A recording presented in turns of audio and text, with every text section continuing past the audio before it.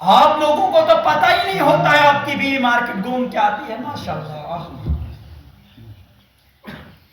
اور اوپر سے ایسے فیشن کے کپڑے پہن کے جاتی ہے، دنیا کا ہر مرد اس کی طرف شہوت کی نگاہ سے دیکھتا ہے۔ اللہ کے نبی نے فرمایا جو عورت بن سج سور کے گھر سے باہر نکلے، پرفیوم ڈال کے نکلے، جب اس کا گزر غیر مردوں کے سامنے سے ہوتا ہے، جس غیر مرد کو اس کی خوشبو محسوس ہوگی، اللہ کی اسی وقت اس پر لعنت پڑتی ہے۔ بتاؤ، ہمارے گھروں سے شریعت کا جنازہ نکلا گیا، اور نکالا کس نے؟ یورپ کی تہذیب نے نکالا ہے۔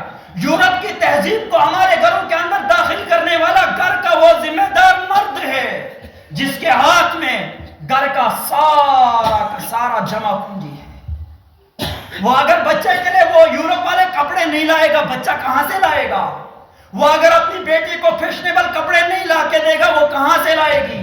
وہ اگر اپنی بچی کو 30,000 کا فون خرید کے نہیں دے گا، کہاں سے لائے گی؟ پھر کہتے بے حیائی پھیل گئی۔ ارے اب بے حیائی کا راستہ ہم خود کھول رہے ہیں، اور پھر دعویٰ کرتے اس بات کا کہ ہماری لڑکیاں بچیاں بے حیا ہو چکی ہیں۔ اس کے ذمہ دار ہم سب ہیں۔